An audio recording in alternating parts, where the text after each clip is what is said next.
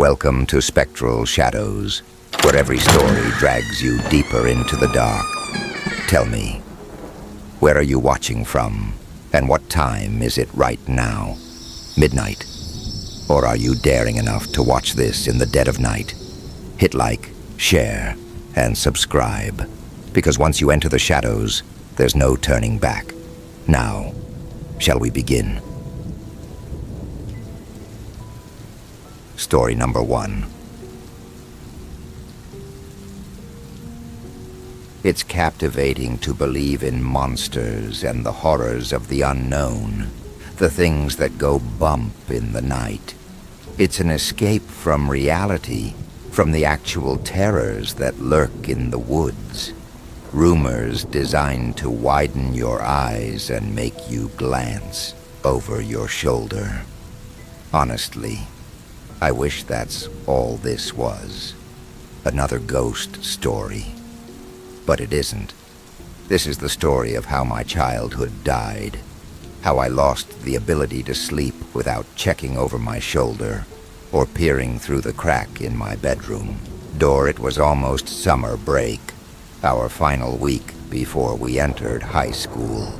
We hung out in Brianna's treehouse after school, our usual spot.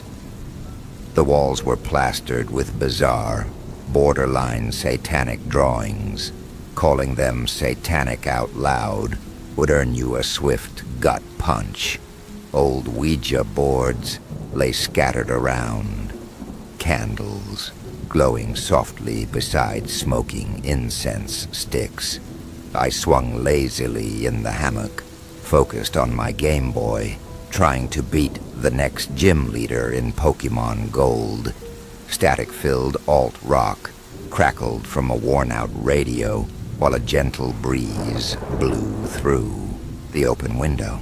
Bree sat across from me, practicing tarot card readings on Casey, who tried to look bored whenever I glanced over, but I could tell he kept stealing nervous peeks at the next card. Damn. Not a good pull, Case. Bree frowned, holding up a card, displaying a cluster of swords. Pretending bravery, Casey scoffed. Okay, what the hell does that mean? His voice wavered slightly. Bree hesitated, thinking. The 10 of Swords, it means... She paused, recalling. An inevitable, painful ending, ruin. A subtle grin formed at the corners of her mouth. Whatever, tarot dork. Casey snorted, trying to mask his discomfort. Why don't you go contact your brother again or some ghost shit? Instantly, he regretted mentioning Bree's brother. 2 years earlier, an 18-wheeler accident had claimed her brother's life. He had built this treehouse, now the only piece left of him. Bree desperately sought closure by attempting contact with his spirit. Rumors spread about her efforts to speak to the dead, but we were the only ones who saw her set up firsthand. Shut up, Cyclops, or I'll curse your only. Good eye, Bree snapped. Casey had a lazy eye, earning him the nickname Crazy Casey, and prompting cruel rumors about him dissecting small animals. None of it was true, of course. I was about to interject when frantic knocks rattled the trapdoor latch, instantly silencing us. Panic and worry filled everyone's eyes. "Let me in, you fuckers," came Stephen's voice, hollow and breathless. "You gotta do the knock, Stephen, or we won't let you in." I grinned. Casey joined me at the hatch, smirking. "Yeah, dude, what if you're a mimic or something, trying to trick us into letting you in so you can kill us all?" He threw an arm around me, shaking me playfully. I laughed. Or maybe he's being held hostage and trying to warn us.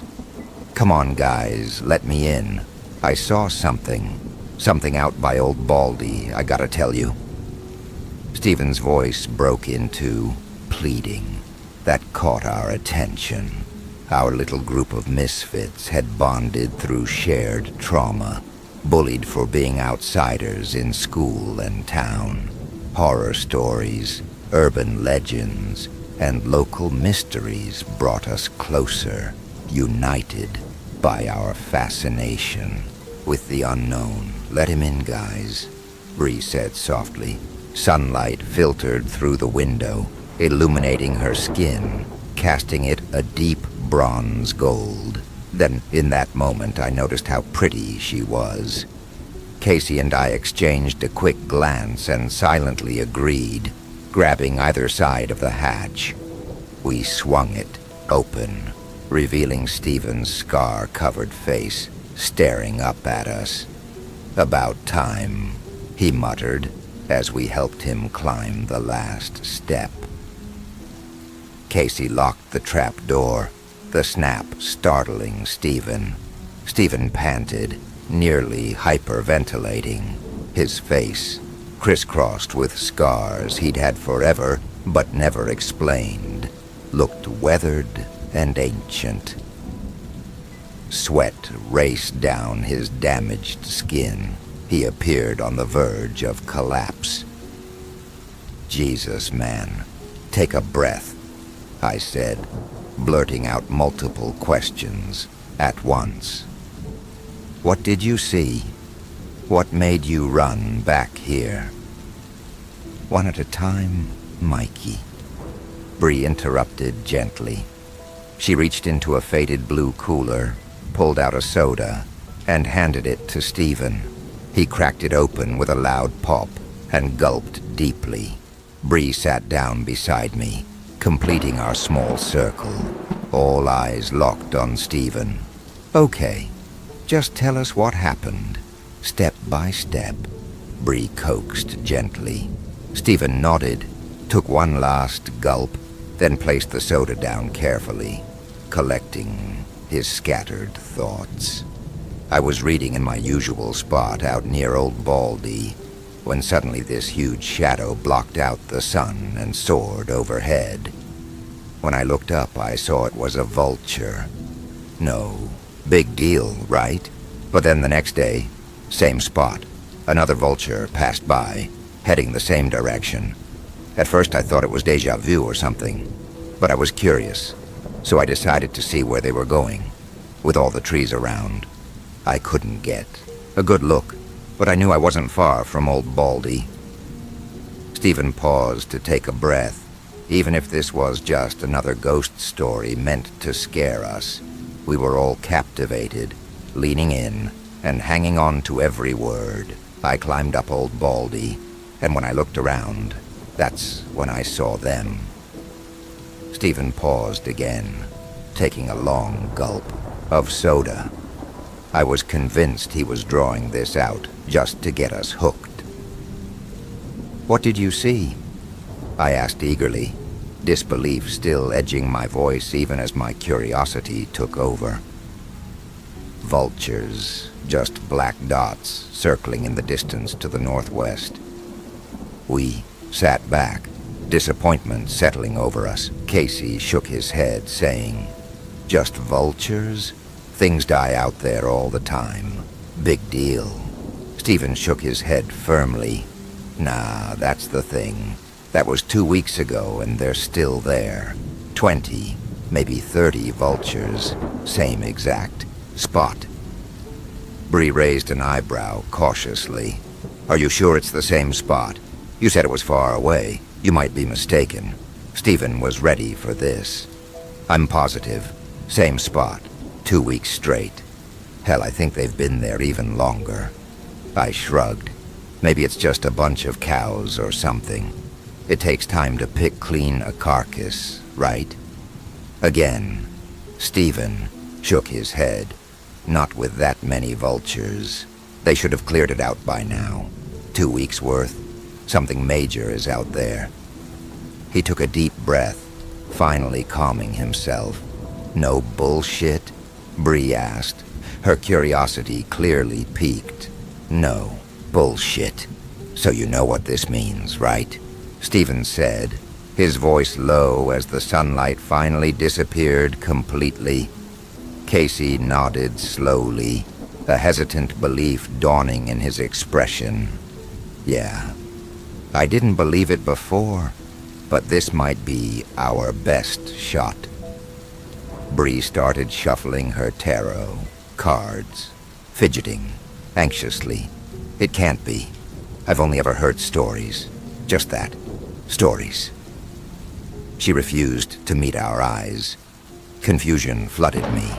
My family had moved down from the north almost 4 years ago, and I was still adjusting to the southern hill country, the heat, the accents, the strange culture, and especially the local legends. All of it was still alien to me. I scratched my head like an idiot chimpanzee, utterly baffled. "What the hell are you guys talking about?" I asked, voice trailing off as they all turned their gazes on me simultaneously. These were my friends, practically family, but at that moment they looked terrifying. Stephen, with his scars illuminated by the low candlelight, resembled a zombie. Casey's lazy eye split his stare in 2 different directions, paired with an unsettlingly wide grin. Bree shuffled her tarot cards nervously, looking every bit a witch about to cast a spell. All at once they spoke, voices in eerie unison. The Well-Wisher. "Who the hell is that?" I muttered, intrigued despite myself. Stephen turned to Casey. "Bring the cooler over here. We're gonna need more sodas." Casey dragged it over, handing out sodas.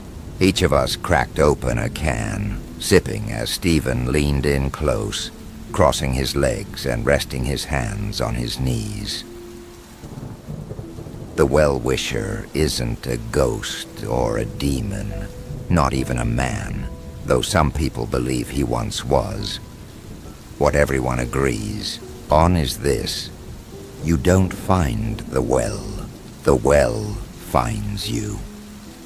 Stephen paused for another drink, then continued.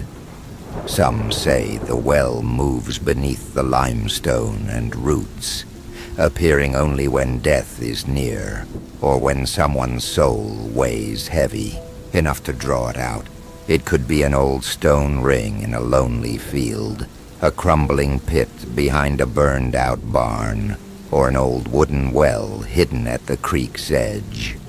One of the telltale signs is vultures circling for days until the air itself spoils. The vultures, that's your key." He paused again, letting his words sink in. "They say the Well-Wisher waits at the bottom, listening for footsteps. If you lean over and peer down, you'll see just a silhouette of a man, even if the sun shines directly overhead. Too bright. White eyes are all you'll clearly see. He'll ask you just one question. Everyone says it's different. He might ask for your darkest secret, a wrong you've committed, a broken promise, or even a cherished object. Nobody knows why. All they know is if you do exactly what he asks, he'll grant you a wish. But you have to be careful, because you'll get precisely what you wish for, exactly as you asked for it. If you refuse him, try to trick him, or break your promise, the well and the wisher vanish. Then the vultures start following you. Bad luck seeps in, animals grow restless around you, and eventually you disappear. The well-wisher must be fed somehow, and no one ever finds the well twice." He sat back, and for a moment, only silence filled the night. Then I spoke up, breaking the tension. "I mean, there's no way, right?" I glanced around, gauging their reactions. Stephen shook his head slowly, seriousness etched across his scarred face. Look, all I'm saying is that story is super old, and those vultures have been out there past Old Baldy forever. We should check it out. Who knows? We might even get a wish granted. Casey nodded, excitement sparking in his eyes. I could lose my lazy eye. Casey blurted eagerly, and Stephen nodded approvingly, touching the scars on his face. Bree looked down at her tarot cards, uncertainty shadowing her face. Wishes are dangerous, unreliable, she murmured, but the desire in her eyes betrayed her words. I considered what I might wish for if it were true. You guys really believe this? My question pierced their thoughts, momentarily breaking their silent contemplation. Stephen was the first to respond. Worst case scenario. We find whatever the vultures are circling. Probably just some dead animals. Nothing dangerous. It'd be a great way to kick off the summer break together. His words lingered, sinking in, and I knew then we had all silently agreed. We devised our plan beneath the pale moonlight, spending longer in Bree's treehouse than we'd planned. We'd tell our parents we were staying at Bree's. Her folks rarely checked on us, uncomfortable with her rituals and attempts to contact her brother's spirit. On the last day of school, we'd ride our bikes out to the abandoned train tracks, follow them to the woodland trail, and climb Old Baldy. From there, we'd pinpoint the vulture's location. Stephen suggested bringing something valuable, an item we cherished, just in case the well-wisher appeared and asked for an offering. I had no idea what to bring, much less what wish I wanted fulfilled. Digging through old shoeboxes beneath my bed, I unearthed mementos from before the move. Ticket stubs, old movie passes, a photo of my grandpa holding me up to a snowbank. Then I found my lucky coin. It was battered, something I'd had since childhood. It felt fitting. I slipped it into my backpack, imagining that even if the well-wisher wasn't real, this summer would still be unforgettable. The last day of school arrived quickly, classes easy and excitement bubbling. I had class with Casey, while Stephen and Britt were elsewhere, but we regrouped at lunch, sharing jittery anticipation. The final bell unleashed a wave of laughter and screams as teenagers bolted for freedom. Stephen waited for us at our usual spot by the bike rack. Casey and I joined him shortly, and then we waited and waited. Where is she? Casey muttered impatiently, tapping his foot. 30 minutes passed in restless silence. Stephen adjusted his hat over his dark hair, glancing anxiously toward the school. Should we go back inside and check on her? He asked. Just then a group of girls stormed out, their faces twisted in anger, 3 of them nursing bloody broken noses. They paused upon seeing us, their hateful glares searing into ours before marching away. Let's not go, I started, cut off by Bree finally emerging from the building. She was sniffling, clutching her arm protectively beneath a light jacket, despite the scorching heat. Without acknowledging us, she mounted her bike. Bree, I asked cautiously. Silence. Bree, are you? I'm fine. Let's go. She said curtly, eyes fixed straight ahead. What did those girls? I said I'm fine. Let's just go. I want to do this. I need this summer with you guys. Fuck those girls. She pedaled away swiftly. We shared looks of quiet anger. and helpless sadness before quickly following her toward the tracks. As we rode, I secretly hoped we'd encounter that group again so I could run them down, one by one. Bullying had tormented each of us, but Bree faced it worst. Being one of the only black girls in the Southern Hill Country during that time made life unbearable. Anger surged within me, and my wish began to crystallize clearly. None of us knew how to comfort Bree. We just rode on quietly. Those girls, daughters of the town's wealthiest residents, seemed untouchable. The injustice lingered in the back of my mind, but I pushed it aside, focusing instead on the adventure unfolding before us. The landscape shifted from familiar streets to rugged terrain. At the base of a hill sat the old Sanderson house, sagging into itself like a dying animal. The wood groaned with each gust of wind. A loose window panel swung on rusted hinges, shrieking with every sway. The first time I saw it, I asked my friends about it. Stephen told me later, after we stopped, that a woman once lived there with her son. Nearly 30 years ago, the boy vanished. Some said wild animals got him. Others said he drowned or ran off. Whatever the truth, Miss Sanderson left soon after, and no one ever moved in again. The house was left to rot. We found the old train tracks nearby, the path rocky and uneven beneath our tires. Still, excitement carried us forward. We pedaled steadily, the air sharp in our lungs, the sky wide and bright overhead. At last, we reached the woodland trail and laid our bikes to rest. I glanced over at Bree and saw her smiling faintly. It lifted our spirits immediately. For that moment, everything seemed possible, our fears and troubles fading into the background. We stood on the cusp of summer, unaware of what awaited us beneath those circling vultures.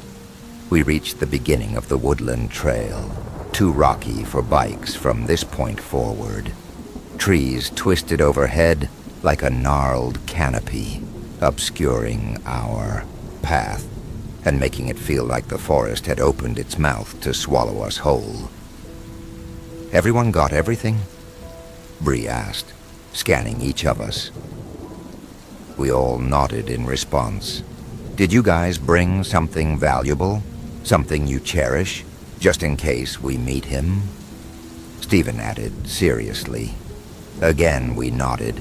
Each of us carried canisters of water, sleeping bags, food for at least one night, and Stephen had 2 tents hidden near his reading spot we'd retrieve along the way. "Ready?"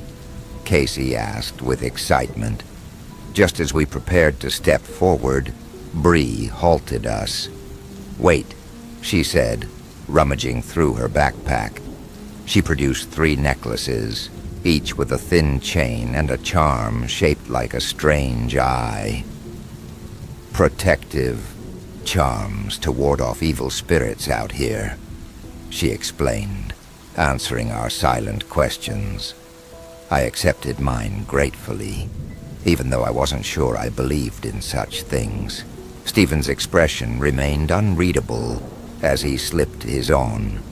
Casey opened his mouth to protest, but I shot him a sharp look, reminding him of what Bree had endured earlier. He closed his mouth and looked down, ashamed, fastening the necklace around his neck without another word. Stephen, without further comment, nodded and began down the trail.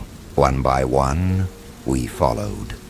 I brought up the rear, glancing back once to see the train tracks slowly disappearing under encroaching foliage. The sight felt ominous, as if the forest watched our every move. Even though we'd walked this trail many times before, This moment felt different, as though we were leaving behind our familiar world forever. Years later, I'd realize how true that feeling was. The heat bore down relentlessly, sweat dripping down my back. The forest's usual symphony of bugs and distant animal noises kept us alert.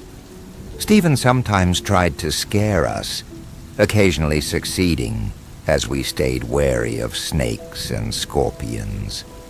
Stephen eventually stopped us near his reading spot, dragging out 2 concealed tents from the undergrowth. "Could one of you fuckers give me a hand?" he asked. Casey grabbed one, slinging it over his shoulder, and we continued on our way. We walked beneath the open sky, vivid blue, contrasting sharply with the lush green trees swaying gently. Eventually, the woodland trail spat us out into rolling hills without clear paths, marked only by limestone protrusions and scattered shrubs. The sun began to set, casting everything in orange and gold hues. "Come on, we can watch the sunset from Old Baldy," Stephen urged. Many hills shared that nickname, but this one earned it genuinely, bare and rocky, without a single tree or bush. We dropped the tents at the base and scrambled upward, hands digging into the sand and dirt. Dust billowed around us as we laughed, racing to the top. Finally, we stood atop Old Baldy, gazing across endless hills, stretching like a frozen green ocean. The sun sank slowly, capturing our attention completely. Suddenly, tiny black dots circling in the distance caught my eye. I nudged Bree, pointing them out. Soon, Casey and Stephen joined in, and all 4 of us stood entranced, watching the vultures circle endlessly. We dragged the tents to the summit, quickly assembling them. Nearby, we gathered wood and lit a fire with Bree's lighter. The flames flickered brightly as the sun dipped closer to the horizon. "Oh," Casey suddenly exclaimed, feigning surprise. "Almost forgot." He walked casually to his backpack, drawing our curious eyes. He pulled out beer bottles one by one, grinning as our faces lit up. When he revealed the last one, I nearly burst out laughing. "You ladies ever drank before?" he asked, trying to sound cool as he distributed the beers. Bree simply stared, uncertain how to respond. "How the hell did you get those?" I asked, examining my bottle like an alien artifact. "Older sister smuggled them for me," Casey said proudly. "Gotta do her chores for a month, but it's totally worth it. Times like these don't happen often." We'd never tried alcohol before. Bree asked if Casey had a bottle opener. He hesitated, muttered, "Shit," and we used pocket knives to pry the caps off. The bottles clinked together in a nervous toast. The beer was awful, warm and bitter, nothing like we imagined adults enjoyed. The sun slipped lower, staining the horizon in pink and purple. It was always our favorite spot to watch the sunset, but tonight felt different. We sat in silence, the fire crackling between us as the last light drained away like blood from an open wound. A sudden gust carried the stench of rot. No one spoke. Later, under the stars, we told ghost stories until our voices thinned into silence. My thoughts wandered.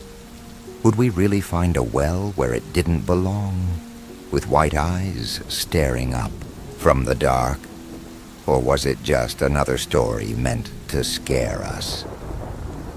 Eventually, Stephen and Casey retreated to one tent, leaving Bree and me in the other. Inside, shadows quivered against the fabric as the wind pressed on the walls. Bree lay on her back, clutching her arm. "How bad does it hurt?" I asked, guilt burning for not stepping in sooner. She shrugged lightly. "It's fine." I offered a faint smile. "Well, you sure gave Abigail and Alexandria a good beating," I said, recalling the vivid image of the two girls clutching their bloodied noses. She smiled back and turned to face me, her dark eyes capturing mine. We held each other's gaze for what felt like forever. At that moment, a realization stirred within me, a recognition of feelings I'd never fully understood before. Bree was the first girl I'd ever liked more than just as a friend. "Do you really believe in this story? Do you think any of it could be true?" I asked her softly. She rolled onto her back thoughtfully. "Whether it's true or not, this experience is real. Being here with you guys, this moment, this memory, it's true. Even if there isn't a well or some well-wisher, isn't this what matters? Besides, every story has to start somewhere, right?" Her words resonated deeply with me. "That makes sense," I replied. "I guess I'm anxious because part of me wants it to be true. But really being here with all of you is what matters. This moment is something I'll always remember, and I would, along with the nightmares that would haunt me for the rest of my life."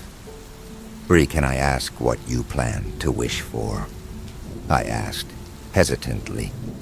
There's nothing in the story about not sharing your wish beforehand, right? She remained silent for a moment, and I immediately regretted asking, already knowing what her wish might be. Just as I began to retract my question, she spoke softly. "I want my parents to see me again," she began, her voice shaking slightly. "Ever since my brother died, it's like I became invisible to them, like I'm a ghost. They've lost their lives too." I saw her fighting back tears, wiping quickly at her face. "What about you?" she asked suddenly, turning her eyes toward mine. "What are you going to wish for?" Before this night I hadn't truly known. I hoped I'd find my answer out here. But looking at Bree's bruised arm, I knew clearly. "I want the bullying to stop," I confessed. "I want the hatred, the racism, the anger directed at us all to end. I want us to enter high school fresh, free from the past." Bree smiled softly, leaned over and kissed my cheek.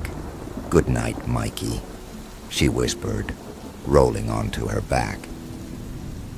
My heart raced, leaving me stunned and breathless. On the edge of sleep, the smell returned, stronger now, the putrescent of death lingering in the air. Then finally, sleep claimed me. We saw the well in a daze. I lost track of my friends, their voices reduced to murmurs drifting through fog. My feet moved toward the well without my consent, like a puppet pulled by invisible strings. As I approached, the voices intensified until they abruptly ceased, plunging me into silence. The well loomed in the clearing, drawing me forward until my palms pressed against its rough stone edge. I peered into its darkness. Then I woke up. The dream lingered, vividly, gripping me as I stirred awake. I glanced toward Bree, who was already awake and watching me with a strange look of concern. Before I could question her, she forced a smile and softly said, "Good morning." In the next hour, as the sun rose, we prepared ourselves quietly, nibbling, on snacks for breakfast. Our destination seemed far and uncertain, with no clear trails leading toward the circling vultures. We packed the tents away, concealing them near the bottom of Old Baldy. Standing on the hilltop one final time, we stared solemnly toward our distant objective. Slowly, we descended and set off toward the vultures. By afternoon, the heat pressed down like a weight. We joked and laughed, clinging to the adventure as if we'd left the outside world behind. The vultures never strayed from view, circling in the distance like a black compass needle guiding us forward. We entered a dried riverbed, its walls closing in high around us. Snail shells and fish fossils littered the ground, reminders of a time when water ruled here. Trees leaned over the edges, their branches twisting like watchers peering down. Then I saw something strange. Fresh tracks in the mud, hands and feet pressed too close together. My stomach knotted. "Hey, come look," I called. Stephen leaned over my shoulder, Bree at my side, Casey behind. Maybe someone fell, Stephen offered. None of us believed it. The prints were fresh, human, and wrong. We followed them a short distance until they ended abruptly at the sheer wall of the riverbed. We pressed on, but the light mood had shattered. Every sound made us flinch. Conversation died. Only insects hummed, and something unseen rustled now and then in the brush. The stench of decay grew stronger, curling in our throats. We climbed out of the riverbed into dense forest, where broken branches formed a crude path leading toward the circling birds. We hesitated. Bree whispered, maybe someone else already went looking for the well-wisher. "Maybe," Casey said, though the jagged entrance looked less like a trail and more like a mouth waiting to swallow us. After a brief argument, rock, paper, scissors decided it. Bree lost. Casey pushed ahead, Stephen and Bree behind him. I lingered, glancing back at the trees. Something shifted, branches cracking in the distance. Nothing moved. I hurried forward, afraid to be left alone. The forest closed around us, thick with heat and humidity. Every rustle sharpened our nerves. Branches scraped our skin. Low limbs swayed like warnings. Bald patches of torn-up earth scarred the path. Soon we reached a fallen tree, too massive to climb. We dropped to our knees and crawled beneath. Dirt clawed at our hands. On the other side, the stink of rot hit harder, thick enough to choke. "Is the well-wisher supposed to smell like death?" I asked, coughing, my voice barely masking growing unease. "I don't remember that in the story." Stephen shrugged without turning around. "I've never heard anyone mention that, but maybe that's what draws the vultures. It sure isn't pleasant." "Yeah," I muttered. "I've noticed it since Old Baldy, faintly carried by the wind. But here, it's overwhelming." Casey pushed ahead. "Finally!" he shouted, breaking through the dense thicket into an open clearing. We followed close behind, stepping shoulder to shoulder into the daylight. Dust and dirt stretched out before us, littered with sparse foliage and jagged rocks. To our left stood an old stone well, weathered and ancient. A single vulture perched on its rim, staring at us with dark, unblinking eyes. The stench of death emanated from the well. unmistakably potent. We froze, trying to process what stood before us. Holy shit, Stephen gasped. There's no way, no fucking way. The vulture leapt into flight, a small piece of flesh dangling from its beak. I felt entranced, disbelief clouding reality. Every tale we'd shared around campfires, all the whispered stories, they'd always remained fiction, safely separated from our world. But now, the story had found us. Casey stepped forward first, moving like a sleepwalker toward the well. Stephen and Bree followed suit. I trailed after, compelled by something I couldn't explain. Casey reached the well first and peered down. Stephen joined him, then recoiled sharply, falling to his knees, gagging violently. "Stephen, what's wrong?" Bree rushed to his side, placing a trembling hand on his back. Stephen shook his head desperately, continuing to retch. Casey stumbled backward, staring upwards, muttering to himself, panic rising in his voice. "No. No, fuck no." I approached the well, driven by grim curiosity, ignoring Bree's urgent call behind me. My hands touched the rough, heated stone as I leaned over the edge. A buzzing filled my ears, growing louder as I gazed downward.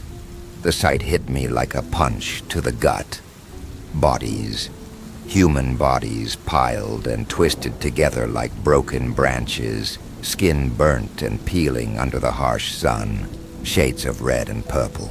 Flies swarmed over their empty eyes and open wounds, feasting mercilessly. Pieces of flesh had been ripped away, bones jutted at unnatural angles.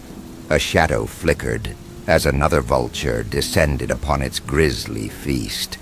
Nausea surged through me. Then came a faint scratching sound, like nails scraping desperately against stone. I froze, unwilling to look again. Yet the noise continued, weak and urgent. A fragile voice drifted upward, barely audible, cracked and strained. "Help me." I stumbled backward, collapsing onto the ground, breath ragged. Bree rushed over, eyes wide with terror. "Mikey, what happened?" "Don't look, Bree. It's bad. We need to..." Casey interrupted, voice shaking. "There's a woman down here. She's alive. Oh shit, she's alive." Stephen struggled to his feet, approaching the well cautiously. Bree followed, gently pulling free from my grasp. "It'll be okay, Mikey," she whispered, her eyes haunted. I forced myself up again, peering into the well alongside them. A woman stared back, clawing frantically at the stone walls like a trapped animal. Her legs twisted grotesquely beneath her. Dried tears streaked her filthy face. "Please," she rasped weakly, scratching incessantly. The sound burrowed deep into my mind, impossible to shake. "We'll get help. Just hold." Casey began, then trailed off. Realizing the futility of his words, Ajri gasped suddenly, her gaze fixed on the clearing beyond.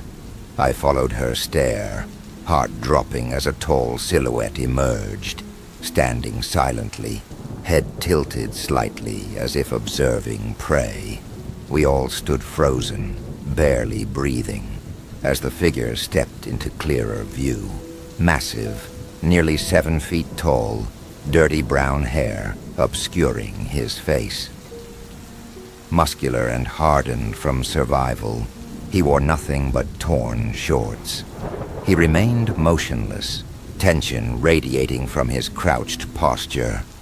Stephen broke first. "Fuck this," he shouted, turning to run. Instantly, the man lunged forward, charging toward us with terrifying speed. Adrenaline surged through my veins. My chest heaved as terror seized me. The image of that feral thing dragging me back to the well, filling my mind. We ran, scrambling, toward the edge of the forest, back toward the clearing. Casey stumbled beside me, wheezing and sobbing. He was never fast, and now he fell behind. "Come on, Case, move," I shouted desperately, matching my pace to his. Behind us, branches cracked. The sounds of something massive charging through the brush. Its breathing, wet, ragged, animalistic, grew louder with every second. I glanced over my shoulder repeatedly, but saw nothing except shifting shadows. Ahead, the fallen tree loomed. Bree and Stephen had reached it first and slipped underneath. "Come on," Bree shrieked, her voice shrill with terror. I dove down, crawling frantically beneath the jagged branches.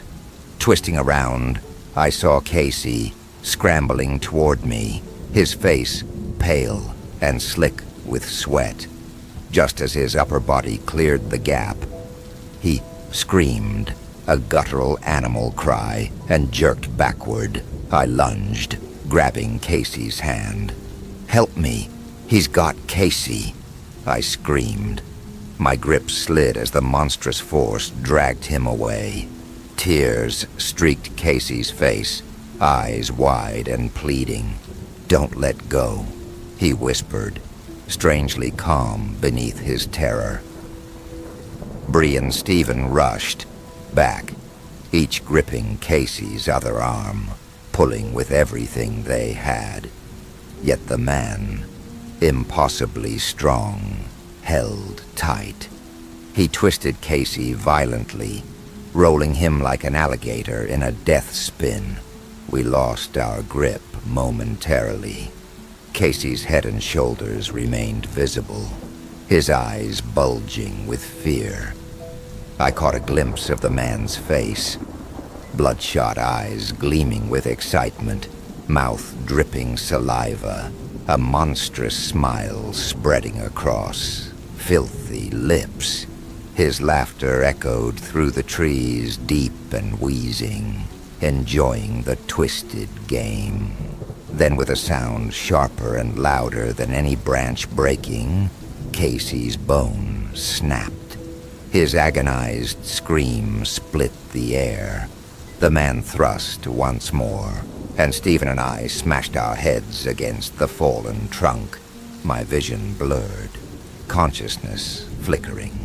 Through the gap beneath the tree, I saw the man dragging Casey away, his screams fading into the distance until only silence remained.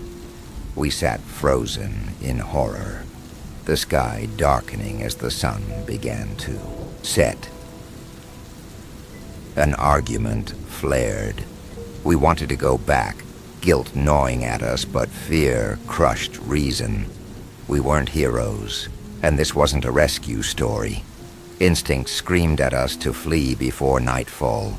We ran, grief tangled with terror, telling ourselves the police would find Casey and catch the man. That was the last time we saw either of them. Twilight draped the tracks when we returned. Casey's bicycle waited alone, its frame glowing faintly in the dying light. My parents stared when we stumbled home, filthy and broken, but even their horror couldn't match what we carried inside. Search parties formed. Days later they found the well, burned out, smoking, filled with bodies too ruined to name. Neither Casey nor the man ever surfaced again. His loss hollowed me. I tell myself we were only kids, that there was nothing else we could have done. But the thought never leaves. It lingers in the back of my skull, always watching, always waiting. I wish I could end this with vengeance. Tell you that after 30 years of drowning in drugs and regret, Bree, Stephen, and I hunted him down. Sometimes I whisper that story to myself in the dark. But truth is cruel, and reality offers no justice. I moved to a noisy city. I tried staying in contact with Bree and Stephen, but it always felt like reopening a wound. When I spot vultures now, panic grips me. Sometimes I imagine that wild man watching from alleyways, and I walk faster, cold sweat dripping. I get stoned every night. Most times the dreams stay buried, but sometimes they slip through like maggots wriggling out of a corpse. In them the sun scorches my back until the skin peels raw. My legs twist like broken branches, useless and heavy. Vultures tear at me, their beaks snapping off strips of flesh. I claw at stone, mouth open, but no sound comes out. Then his face appears above me, filthy, grinning, drool dripping onto my skin. A vulture lands beside him, patient, waiting for me to stop struggling. That's when I wake, shaking in a pool of cold sweat. Story number 2.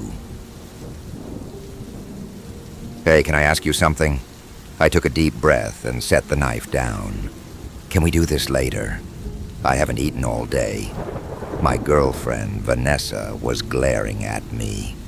Her foot tapped against the floor, and I could see she was trying her best not to lash out.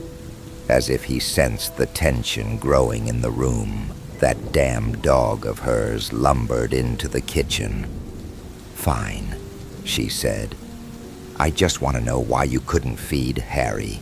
I know you're busy, but come on, Eli. He was starving. I rubbed the bridge of my nose and looked away. All right. Sorry, I got called into work and forgot. I tried to smile, but it came off as more of a spasm of my lips. I'll buy him a bone or something to make up for it. Vanessa grabbed Harry's leash. This isn't the first time, though. Little tears dripped down her face onto the floor. Harry whined and nuzzled his wide head against her shoulder. He means a lot to me. Taking care of him is taking care of me. Okay. I clenched my jaw so tight it felt like my teeth might crack. You got it, I said.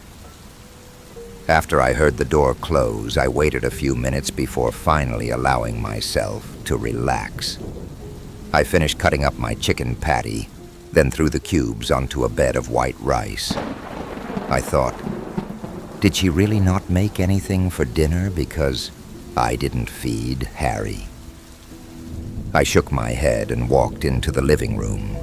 I tried to lose myself in a true crime documentary about some people that went missing at a carnival a few decades ago. But I kept looking at the pictures scattered across the room instead. Pictures of Vanessa and her deceased husband, Oscar. I knew it shouldn't bother me that she kept those pictures. We'd only been together for 2 years after all, whereas she and Oscar had been high school sweethearts who married shortly after graduation and were together for nearly 12 years. It hurt, though. It was obvious she still loved him. The fucking dog was proof of that. Apparently he had been a gift to her from Oscar on his deathbed. A living testament to their love. I snorted and opened another can of beer. The so-called testament to their love dug holes in the backyard every other day, which I had to fix, shit on the floors, and chewed up my best pair of dress shoes. Believe it or not, that was not the worst of it. No, not by far. The dog behaved like a spiteful stepson. He would put himself between Vanessa and I at night, which she found hilarious.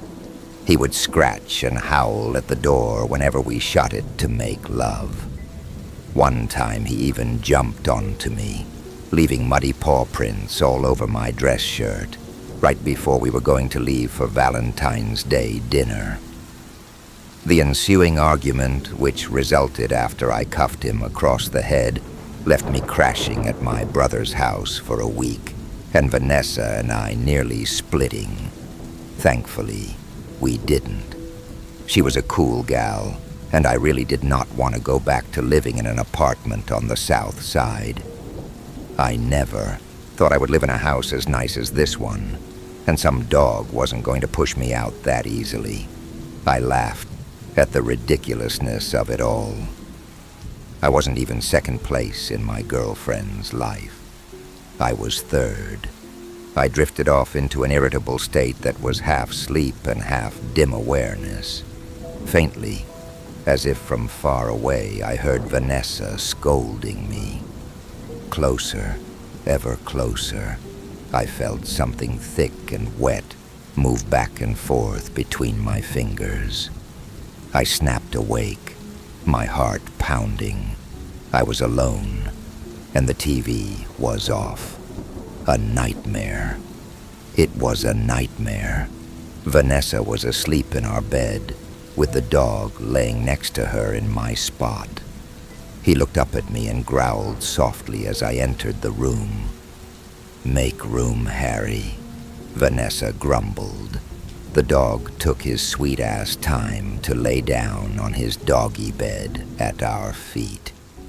The next morning found Vanessa and I going out for some breakfast sandwiches at one of our favorite spots. After some begging and a promise to go shopping with her at Marshall's later, she agreed to leave her dog at home. We people watched and ate and talked about workplace drama. I'm a cook and she's a nurse, so we have a lot of material to discuss. Looking back, it was one of the better dates we have had in a long while. No planning went into it. It just happened that way. Funny how that works. Vanessa crumpled up the sandwich wrapper and sighed. Ugh, if only these things weren't 800 calories. I snorted. You'll be fine. I patted my belly, which had acquired some extra padding within the last few months. I should probably lay off the extra calories, though. She raised a pencil-thin eyebrow. You could lay off the beers, you know, or at least come out with Harry and I on our runs. Wouldn't want to get between you two, I said glumly. Vanessa pursed her lips. Oops. She leaned forward, her hands folded beneath her chin. It's been half a year since you moved in, and you two still haven't grown on one another. What's going on? I crossed my arms. I don't know. I feel like he hates me because I am not. She rolled her eyes. Harry is a dog. Let me say it again. He is a dog. He doesn't hate you, but he can sense that you don't like him. That is why I am asking you what's going on. Nessa, he ate my shoes. The ones that belonged to my dad. Somehow singled them out from all the others like he knew how special they were to me. He gets mad whenever I try to lay down in our bed. She waved her hand. Are you hearing yourself, Eli? You're taking the actions of a dog personal. I'm worried about you. Ever since you moved in, you started drinking more. You don't work out like you used to. I am sorry, but you are losing yourself. She reached for my hands, her tone earnest as she took them in her own. I don't know if it's the stress from living in a new space or something at work. Something in me snapped. I yanked my hands away from hers and stood up. It is your fucking dog, I shouted. I regretted it almost instantly. Vanessa leaned back, her eyes wide. The workers stopped what they were doing and looked our way. I slowly took my seat, and together we sat there for a bit, not knowing where to take things. An older man walked over and looked at us both. "Ma'am, is everything all right?" he asked. A terrible calm settled over her. She slowly picked up the car keys, then smiled at the old man. "Yeah, I am okay, thanks." I tried to talk to her on the way back home, but she was silent. The dog greeted her enthusiastically at the door and growled at me. I briefly entertained a fantasy of kicking him in the side, but let it pass just as quickly. She didn't speak to me much over the next couple of days. I didn't bother trying to sleep in our room. The living room was my new space. It wasn't half that bad. Had it not been for the reoccurring nightmares, it would have been perfect. Work kept us on different schedules for the rest of the week, and when Friday came along, Vanessa told me she had made last-minute plans to go on a weekend trip with some of her girlfriends. I tried to give her a hug bye, but she brushed me off. She told me we would talk once she was back, and to make sure I fed and walked her dog. I nodded. I watched as she got in the car. My heart sank when I noticed one of her male co-workers was driving. I grabbed the dog's bowl and went into the garage. I scooped up some kibble from the big yellow bag and mixed it together with some leftover beef stew I made. I hoped it would count as some sort of attempt at building a relationship with the dog. Maybe Vanessa was right. Harry probably sensed my anger towards him, towards Vanessa. He was only being protective of his owner. I gathered up beer cans from around the house and threw them in the bin outside, feeling pretty down on myself. I had let my jealousy get the best of me. Took it out on a poor dog. Now I was probably going to lose my girl because of it. When I got inside, I saw Harry finishing up the last of his meal. He had licked the bowl clean. "How'd you like it?" I asked. He looked up at me and cocked his head. I saw his tail start to wag. "I can make you more if you like the taste of that." I shifted from side to side, feeling ashamed. "I owe you more than a few meals." Harry barked. He nudged the bowl with his paw, then barked again. I laughed and held up my hands. All right. I'll make some beef stew for us both tonight. But I need to run to the store. Think you can hold down the fort while I'm gone?" I went to the local supermarket and strategized how I was going to make things right with Vanessa while I gathered ingredients for dinner. I had some pretty good ideas while there, and when I pulled into the driveway of our home, I realized that it had been some time since I had felt this at ease. I whistled, bags of groceries in hand, while walking up to the door. I noticed Harry watching me through a window. He barked and started scratching at the glass. "Hold on, I'm coming," I said. I stepped inside and nearly dropped the groceries. "Oh, fuck. The hell, you stupid fucking..." All 150 pounds of Harry crashed into me. I didn't even have time to yell. Together we landed on the coffee table. It collapsed, sending wood and glass all over the carpet. Harry licked me across the face and barked happily. I stared up at him in disbelief. He jumped off of me. I breathed in deep lungfuls of air, laying there until I was able to get back up again. Outside of some cuts on my arm from the glass, I seemed to be fine. "Harry! Harry!" I shouted. I couldn't find him anywhere in the house. I yanked at my hair and tried to calm myself. Then I took a picture of what he had done and sent it to Vanessa. In the foyer, laid out perfectly for me to see, was a blanket I had gifted Vanessa last Christmas. It had a collage of some of our happiest moments printed on it. Harry had ripped into it and left a nice pile of crap on top. When Vanessa called me, she was in disbelief. She asked if I was sure Harry did it. Did I lock all of the doors before leaving? Was someone playing a prank? I nearly hung up on her then and there.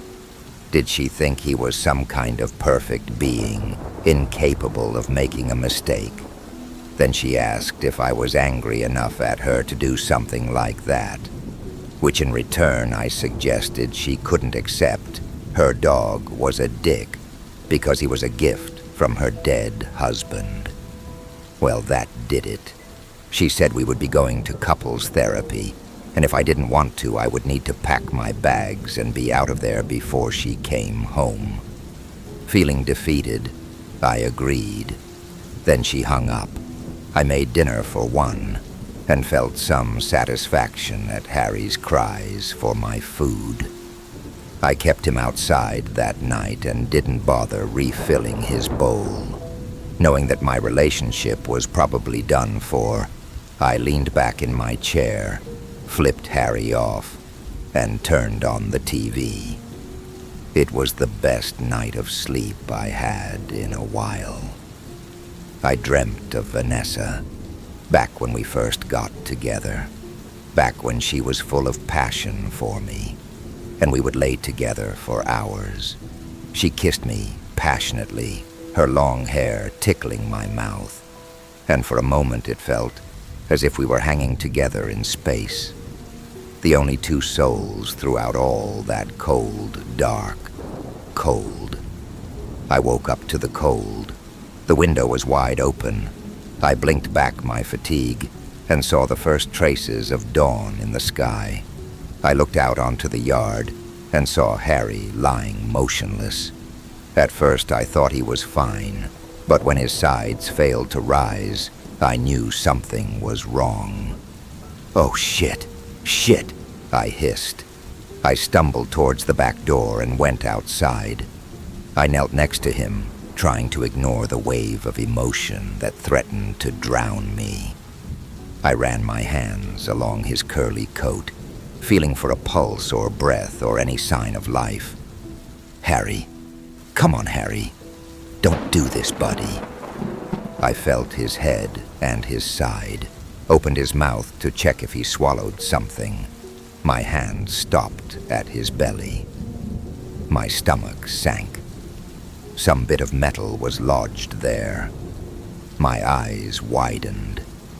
Did he fall on something? Did someone stab him? "Fuck," I whispered. I went to grab my phone and started to call the vet while I tried to pull aside the curls to better see the metal stuck in his gut. My finger and thumb closed around the flat piece of metal. The veterinarian's assistant answered, but I couldn't have spoken even if my life depended on it. I was frozen, every part of me rigid with fear. Harry slowly turned his head and stared at me. "Pull the zipper, Elijah," he said quietly. A choke, a cry, some sort of twisted primal groan of terror forced itself out of me. I willed myself to move faster, but I couldn't. I crawled backwards on my hands and feet, not even able to stand. All the while, Harry watched me. Since then, I have been staying at my brother's.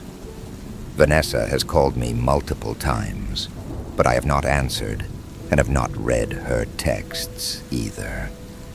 I am too afraid. All of my things are still at her house, and I know I can't avoid this forever. I am stuck between two outcomes of going back.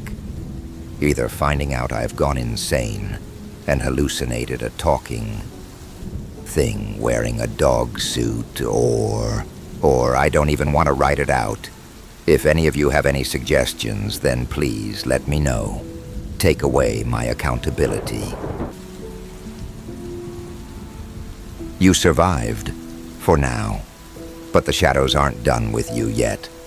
If this story gave you chills like the video, Share it with someone who dares to watch, and comment your thoughts, especially if you're watching in the dark.